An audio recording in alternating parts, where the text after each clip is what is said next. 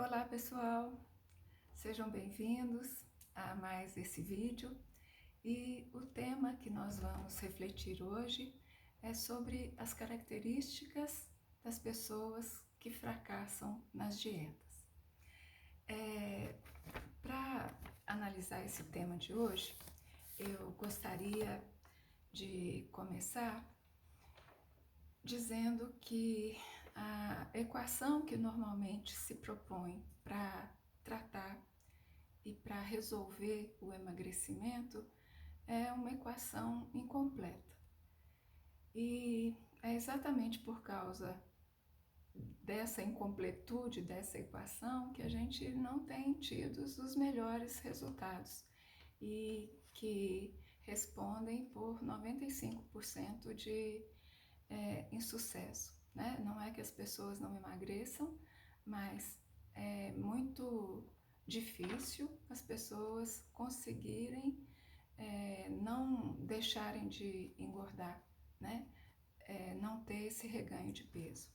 Então, eu queria mostrar para vocês o que, de acordo com a proposta na qual a terapia cognitiva se inclui, o que é que seria importante para que a gente tivesse esse emagrecimento sustentável?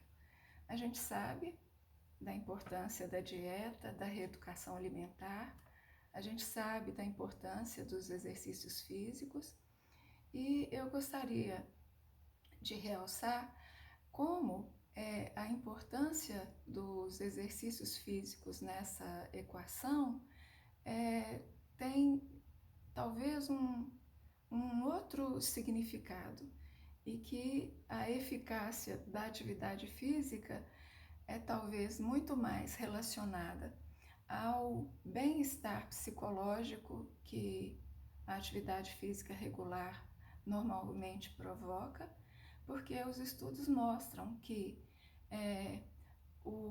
a atividade física ela corresponde normalmente a 20% da eficácia do emagrecimento, ou seja, a questão alimentar é muito mais importante do que a atividade física em si. Mas por que não devemos, né, parar de fazer atividade física? Porque a atividade física ela desenvolve a massa muscular, principalmente se for um exercício de resistência. E com mais músculo no nosso corpo, o nosso metabolismo ele é mais ativo e isso faz com que a gente gaste mais calorias no dia a dia. Mas a gente deve fazer atividade física para manter o bom humor, para manter a disposição, para ter entusiasmo, para poder pensar de uma forma melhor, para ter mais clareza até com relação ao que a dieta vai fazer por nós e como é importante a gente seguir. E então essa disposição nos ajuda a seguir e fazer tudo que a dieta que a gente precisa fazer por causa da dieta, né? Mas tem mais duas variáveis aqui que são importantes, que é a regulação emocional e o controle do estresse. E quando eu falo sobre o controle do estresse, eu estou falando de todas as coisas que normalmente nos desestabilizam, que diminuem o nosso bem-estar psicológico, que traz um sofrimento mental e um sofrimento físico. E o estresse, ele normalmente a gente pensa no estresse como algo que vem de fora, né, por causa das situações de adversidade que a gente enfrenta. Mas muito do estresse que a gente vive é autoproduzido. E nós produzimos estresse para nós mesmos de duas maneiras: pela forma de pensar e pela forma de agir. E isso então precisa de ser tratado, porque manter uma dieta quando você está estressado é muito mais difícil. E normalmente as recaídas de todo o processo, né, de mudança com relação, por exemplo, à dependência química, a obesidade não é muito diferente, né, a questão do fumar, normalmente é em situações de estresse que as pessoas recaem.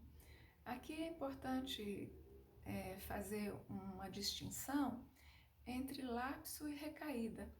Existe uma diferença entre o relapso e a recaída.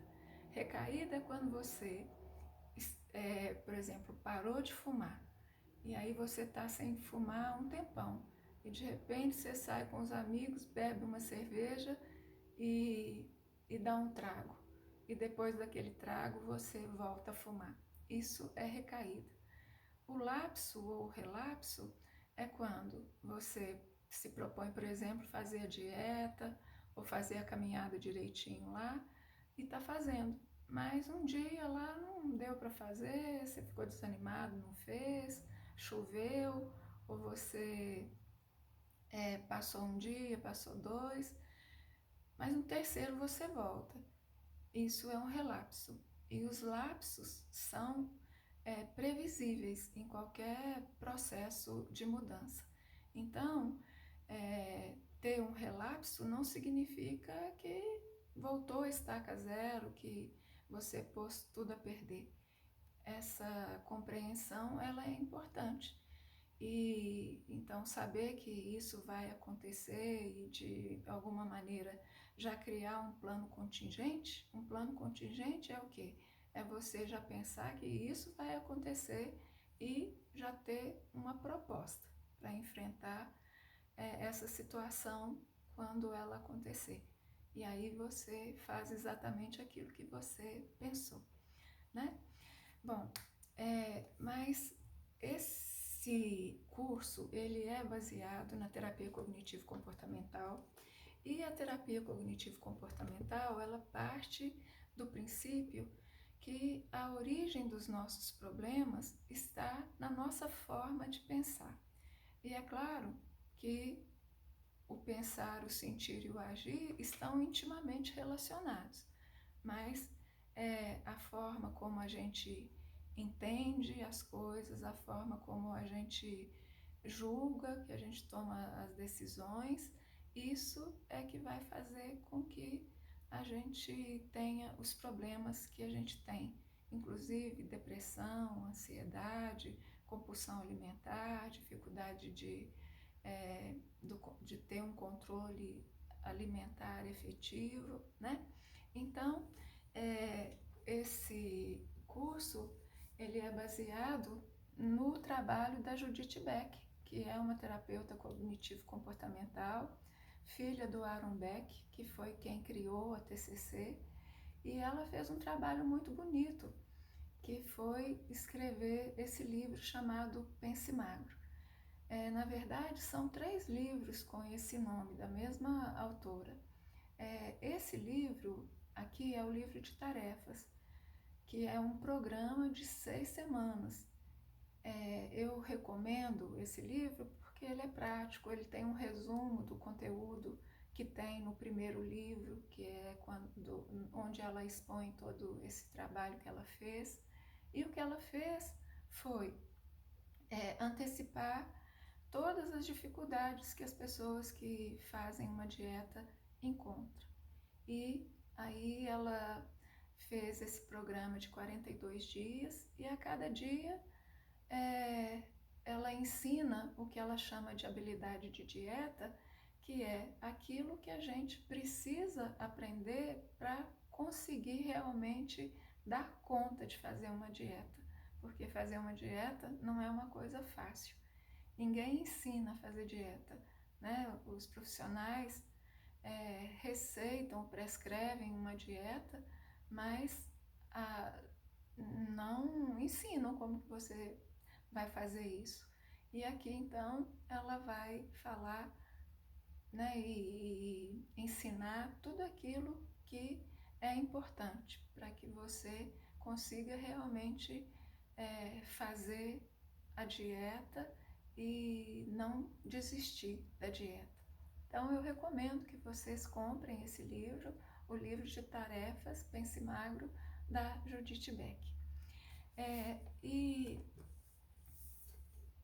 Nos livros dela, ela fala o seguinte, que os componentes básicos de uma dieta são a atividade física, a dieta em si, você compreender que atividade física e dieta são coisas para a vida toda, né? Aí fala da importância de você supervisionar e programar a sua alimentação, que isso é importante, mas ela diz que o programa Pense Magro, ele tem uma ênfase enérgica em reconhecer e desafiar o que ela chama de pensamentos sabotadores.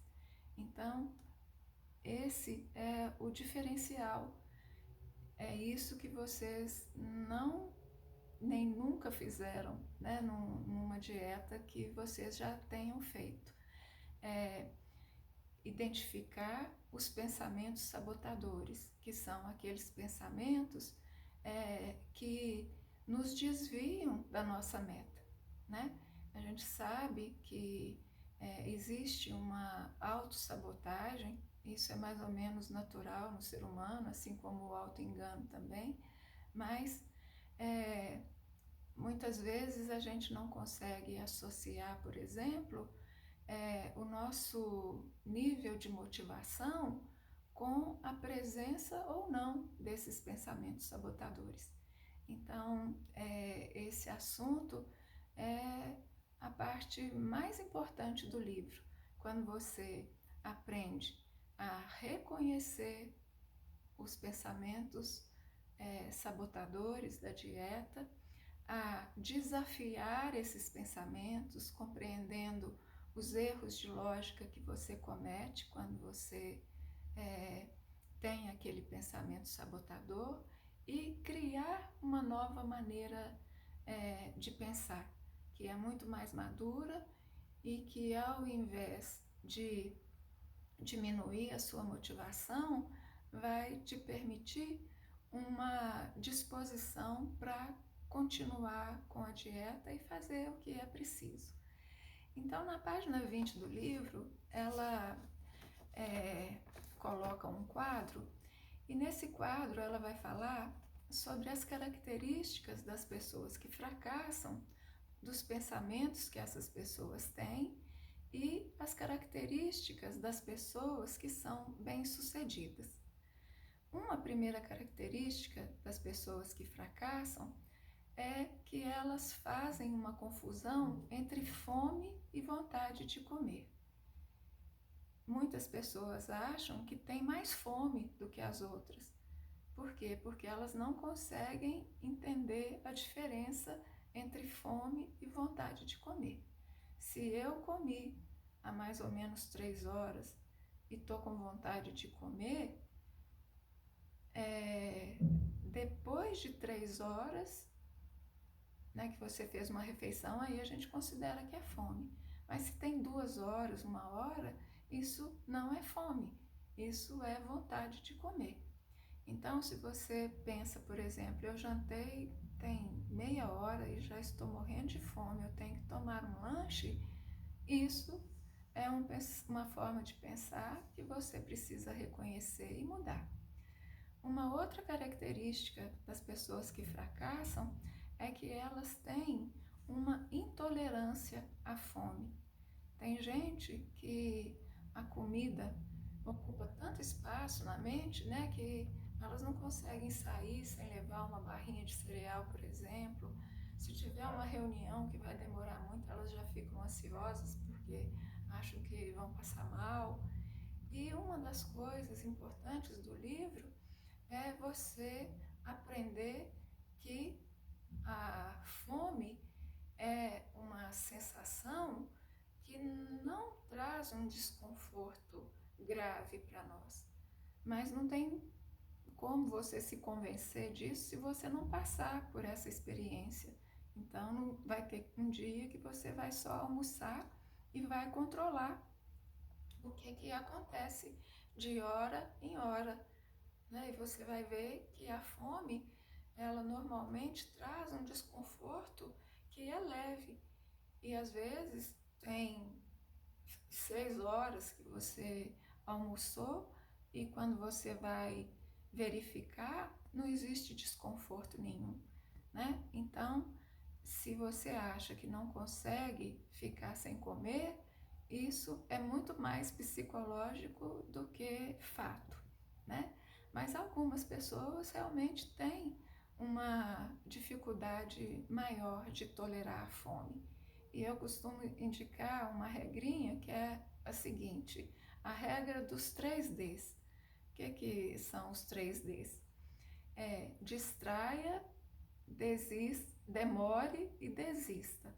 Então, se você comeu há poucos minutos, está sentindo fome, agora você já sabe que não é fome, que é vontade de comer e que você pode tolerar aquele desconforto. Então, distraia, demore e desista. E distraindo de uma forma eficaz, né? Fazendo alguma coisa que a gente consiga distrair mesmo, a gente acaba desistindo, né, de comer. Uma outra característica das pessoas que fracassam é que muitas delas têm um desejo de se sentir bastante saciadas. E isso tem a ver com o quê? Tem a ver com um parâmetro de saciedade que não é saudável ou que não funciona, que não é favorável.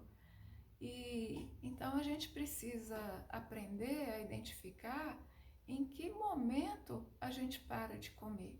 Porque muitas vezes a gente só para de comer quando está se sentindo assim, né?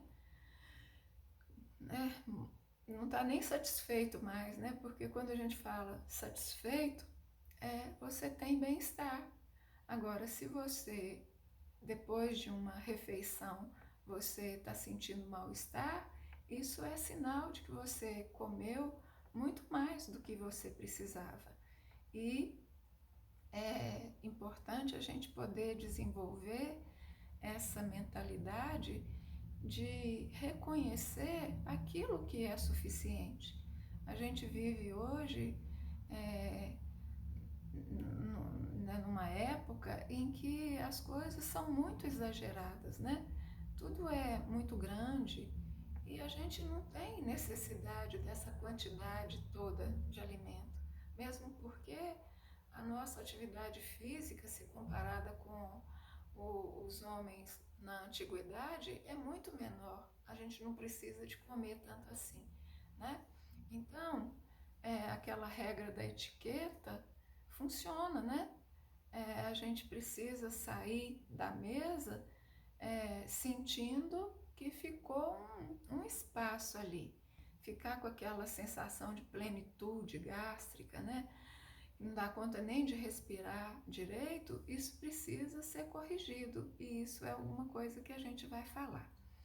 Outra coisa importante que é característica das pessoas que fracassam é que elas usam o comer como uma estratégia para lidar com as emoções.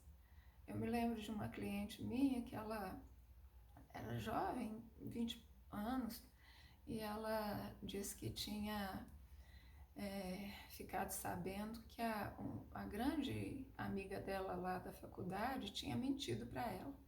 E ela ficou tão afetada com isso que ela passou no McDonald's e comeu 2 Big Mac, né? Então, isso é de uma irracionalidade muito grande. E é importante que a gente reconheça que, apesar de sermos considerados racionais, nós convivemos com muita irracionalidade na nossa mente, né? E se a gente pensa de uma forma que não é adequada, as consequências daquilo que a gente pensou podem ser muito prejudiciais para a gente, né? Então, é importante que a gente aprenda a desenvolver uma tolerância aos nossos afetos, aos nossos afetamentos. Quando eu falo afeto, gente, eu estou falando daquilo que nos afeta, né? Pode ser a raiva, a tristeza, o medo, a insegurança, a vergonha, a culpa. Isso tudo a gente chama de afeto em psicologia. Então, as pessoas que usam o comer como estratégia para lidar com as emoções e que a gente diz que tem fome emocional e alimentação emocional, precisam reconhecer isso para poder modificar isso. E a terapia cognitivo-comportamental, ela ajuda. Por quê? Porque através de técnica, ela nos mostra como a gente pode reconhecer esses pensamentos sabotadores, esses pensamentos irracionais que acabam tendo consequências desastrosas na nossa vida e com relação à alimentação, isso é muito comum, né? Então, muitas vezes, a alimentação, o que ela representa na verdade? Ela é uma fuga, né? É você acreditar até numa mentira, que aquilo vai resolver o problema, quando a gente sabe que se você come, você tem um problema a mais, né? Então, quando a pessoa procura a comida, o que ela está fazendo na verdade? Ela está procurando evitar o desconforto de encarar aquilo que é o problema. E por que é tão difícil encarar o problema? Muitas vezes é porque a pessoa não se sente capaz de resolver aquele problema ou de lidar com essas emoções, regular essas emoções. E quando a gente aprende a corrigir a nossa forma de pensar, a gente vai ver que o resultado, né, a emoção, modifica. A Louise Hay, ela fala uma coisa interessante. Ela falava assim que eu não resolvo problemas, eu corrijo os meus problemas, eu corrijo os meus pensamentos e os problemas se resolvem. Olha só que interessante. Eu não resolvo problemas, eu corrijo os meus pensamentos e os problemas se resolvem. Então, é essa a base da terapia cognitiva. Uma outra característica das pessoas que fracassam é como que elas se sentem desanimadas quando elas sobem na balança e veem que não emagreceram, né? Eu tô até me lembrando aqui daquele post, né, que vocês veem nas redes sociais, uma menininha falando para outra, né, não sobe aí não, porque toda vez que a mamãe sobe aí, ela chora, né? Então, não é preciso criar uma obsessão com relação a pesar, né? Eu, por exemplo, nem sei quanto eu peso, tem anos que eu não peso, né? Mas para quem tem esse problema, os estudos mostram que o controle tanto da alimentação quanto o controle do peso, controle no sentido assim de anotar, faz com que as pessoas tenham resultados melhores. E isso é uma dica importante, então, né? E a balança, você pode, por exemplo, pesar uma vez por semana.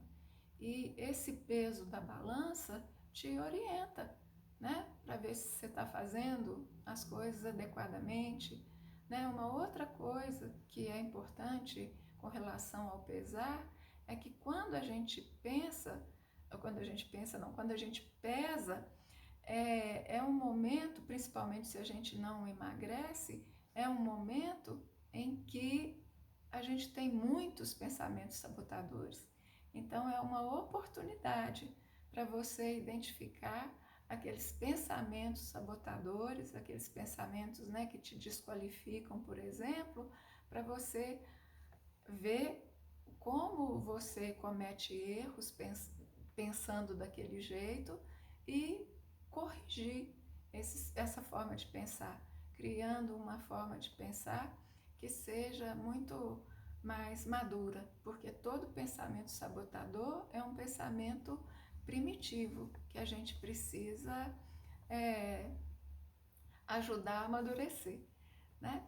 E uma outra característica das pessoas que fracassam é o que ela chama de foco na injustiça. O que é o foco na injustiça?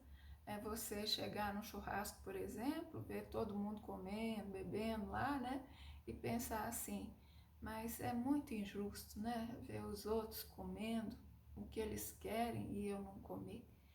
E uma coisa que eu já percebi é que muitas pessoas que têm esse problema de peso acham que as pessoas magras elas podem comer o que elas quiserem. Eu, por exemplo, eu não como o que eu quero, eu como aquilo que eu acho que é suficiente para mim, que é bom para mim, né? Às vezes eu exagero, como todo mundo faz isso, mas os meus exageros, os meus excessos não são frequentes, porque se eu cometesse esses excessos frequentemente, eu estaria obesa também, né? Hoje é muito fácil da gente engordar. Então, através desse quadro, a gente vê que se a gente corrige esse padrão, né, esses hábitos mentais que a gente desenvolveu com relação à comida, a gente pode ter um resultado muito melhor num programa de emagrecimento, né? E eu queria ler para vocês um texto e eu queria que vocês fossem pensando qual que é a resposta para essa charada que eu vou colocar aqui. Sou vosso companheiro constante, sou vosso maior auxiliar ou vossa maior carga. Levar-vos-ei para diante ou vos arrastarei para o fracasso. Estou completamente sob o vosso comando. Metade das coisas que fazeis poderia ser-me entregues, e eu as faria com rapidez e correção. Sou facilmente gerenciado, basta que sejais firmes comigo. Mostrai-me exatamente como quereis que faça algo, e depois de algumas lições o farei automaticamente. Sou o servidor de todas as grandes pessoas e também de todos os fracassados. Para os fracassados, faço fracassos. Não sou uma máquina, embora trabalhe com toda a precisão de uma, mas a inteligência de um ser humano. Podeis me usar para o lucro ou para a ruína. Isso não faz a menor diferença para mim. Pegai-me, treinai-me, sede firmes comigo e porei o mundo a vossos pés. Sede fracos comigo e eu vos destruirei. Quem sou eu? Essa pergunta, normalmente quando eu leio esse texto, tem muitas respostas. Tem gente que fala que é o pensamento, tem gente que fala que é as palavras, que é a mente. Teve gente que falou até que eram os pés. Eu não entendi direito porque que ela respondeu assim, né? Mas seria bom deixar vocês pensando o que responderia a essas perguntas. Sou vosso companheiro constante, sou facilmente gerenciado, posso te levar para o fracasso, para o sucesso ou para a ruína. Basta que seja firme comigo, aprendo automaticamente. Bem interessante, esse texto é anônimo, mas a resposta para essas perguntas, quem sou eu, é o hábito. Então, os nossos hábitos não são só de comportamento, aquilo que a gente faz. A gente tem hábitos mentais, a gente tem hábitos motivacionais, a gente sempre se motiva para as mesmas coisas. E para um hábito existir, significa que você repetiu aquilo várias vezes. É isso que faz com que se instaure um hábito. E a gente sabe que mudar um hábito não é uma coisa fácil. O Freud dizia que a gente não renuncia a nada, a gente substitui. E a literatura mais atual sobre hábitos mostra exatamente isso, que a gente não deveria buscar eliminar um hábito, a gente deveria buscar substituir um hábito. E é tão difícil fazer isso que a gente deve fazer um de cada vez, não querer mudar tudo ao mesmo tempo, né? Então, os hábitos, para existirem também, eles só se formaram porque a gente teve uma recompensa. E muitas vezes a gente não para pensar qual a recompensa que a gente está tendo de fazer aquilo que a gente faz. Essa é uma pergunta muito importante. Qual a recompensa que eu estou tendo? Porque às vezes a gente acha que comer, a recompensa é o prazer de comer. Mas muitas vezes não. Às vezes a recompensa que a gente está tendo, buscando a comida, é que por alguns instantes a gente fica anestesiado, a gente esquece daquilo que está nos perturbando. E se é assim, né, se a gente sabe, descobre qual é a verdadeira recompensa para aquilo que a gente faz e que é destrutivo, o que a gente deve fazer? A gente deve procurar meios de achar uma mesma recompensa, mas de uma outra maneira. Se eu como para tranquilizar, para ficar mais calma, mais tranquila, existem tantas maneiras de ficar mais calma, mais tranquila, entendem o raciocínio? E como mudar hábito não é uma coisa que seja simples, né? Porque formar um hábito precisou de muita repetição e muito esforço. Deixar de ter aquele hábito, né, vai também exigir de nós um esforço. Então a gente pode substituir um hábito nocivo por um hábito positivo. Todos nós temos hábitos positivos e negativos. Os hábitos bons, a gente continua com eles. Os hábitos negativos, a gente tenta substituir por hábitos melhores, né?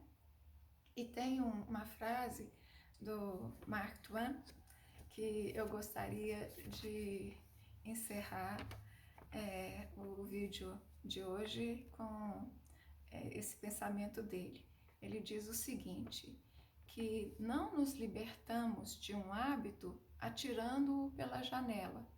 É preciso fazê-lo descer a escada degrau por degrau.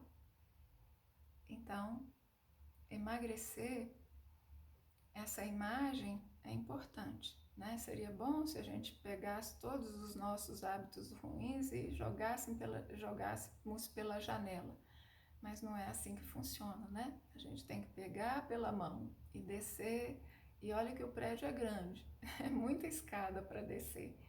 Mas talvez fosse possível, sabendo a recompensa que a gente vai ter, a gente pudesse imaginar, seria bom imaginar, né, por causa dessa recompensa, pelos ganhos que a gente vai ter, a gente poder pensar que essa descida pode ser feliz, né? Eu sei que eu vou alcançar algo de muito positivo. Então, eu vou pegar esses hábitos pela mão e vou descer degrau por degrau, mas vou fazer isso com muita felicidade, porque agora eu estou aprendendo a fazer o que é necessário realmente para que eu seja bem sucedido nesse esforço, né, nesse empreendimento de uma nova dieta, de uma nova proposta, porque vocês nunca viram nada igual, né? Então, desenvolver essa esperança de que se a gente enfrenta uma dificuldade de uma outra forma, a gente tem muito mais chance de êxito. Então, eu fico por aqui e até o próximo vídeo.